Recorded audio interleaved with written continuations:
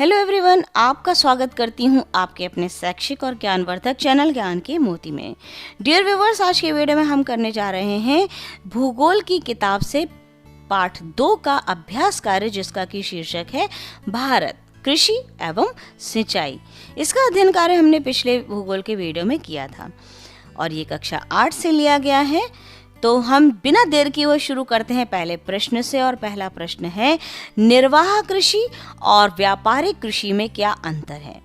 Dear students, जो कृषि केवल अपनी आवश्यकताओं की पूर्ति के लिए की जाती है उसे निर्वाह कृषि कहा जाता है, और जिस कृषि का मुख्य उद्देश्य बाजार में फसल बेचना हो उसे व्यापारिक कृषि कहा जाता है। इसे फसल विशिष्टीकरण भी कहते हैं। हमारा दूसरा क्वेश्चन है, चावल के उत्पादन के लिए किस प्रकार की जलवायु होनी चाहिए? और इसका उत्तर है, चावल के उत्पादन के लिए मानसूनी जलवायु होनी चाहिए।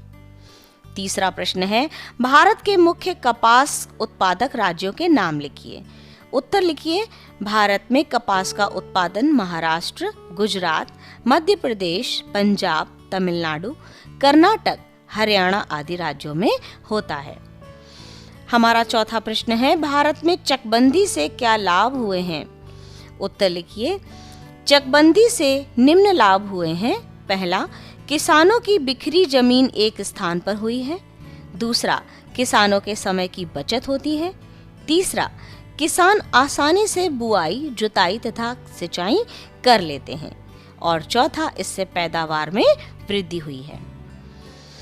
अगला प्रश्न है, हरित क्रांति क्या है? इसके प्रभावों को लिखिए।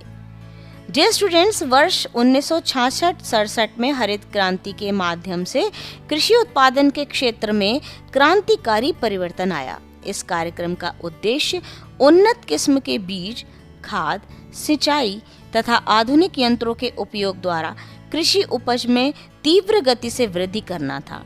इसे ही हरित क्रांति कहते हैं। भारत में डॉक्टर M.S. स्वामीनाथन को हरित क्रांति का जनक कहा जाता है। आइए इसके प्रभावों को जानते हैं। हरित क्रांति के प्रभाव स्वरूप अधिक उपज के लिए सुधरे हुए उन्नत बीजों का प्रयोग होने लगा। रासायनिक खादों जैसे ammonium sulphate, urea, superphosphate, potassium sulphate, di ammonium phosphate तथा पोटेशियम नाइट्रेट का विकास व उपयोग किया गया। जैविक खाद का उत्पादन बढ़ाना, जैसे कंपोस्ट की खाद, हरी खाद जिसमें सनई, ढैंचा को सड़ाया जाता है, नीम की खली की खाद इत्यादि। रासायनिक कीटनाशक दवाओं का प्रयोग करना, कृषि यंत्र जैसे ट्रैक्टर, थ्रेशर आदि का प्रयोग करना, फसलों की सिंचाई के लिए नलकूप, नहरों तथा तालाब आदि बनाने का कार्य किया गया। डियर व्यूवर्स, आइए बढ़ते हैं अगले अभ्यास कार्य की ओर। और अगला अभ्यास कार्य है, रिक्त स्थानों की पूर्ति कीजिए। पहला है, कृषि कार्य में कृषि के साथ साथ पशुपालन को शामिल किया जाता है।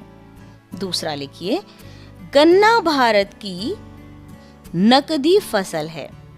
तीसरा, चावल के लिए अधिक गर्मी तथा अधिक पानी की आवश्यकता होती है। चौथा, खरीफ की फसलें वर्षा ऋतु के प्रारंभ में बोई और शीत ऋतु के प्रारंभ में काटी जाती है। और अंतिम है, भारत के सिंचाई का सबसे प्रचलित साधन नहर है। बढ़ते हैं अगले अभ्यास कार्य की ओर। और अगला अभ्यास कार्य है, निम्नलिखित के सही जोड़े बनाइए। एक तरफ फसल समय दिया हुआ है और दूसरी तरफ फसल दी हुई है। रबी की फसल गेहूं, खरीफ की फसल चावल और जायद की फसल खरबूज। अगला और अंतिम अभ्यास कार्य है, सही पर सही का चिन्ह और गलत पर गलत का चिन्ह लगाइए।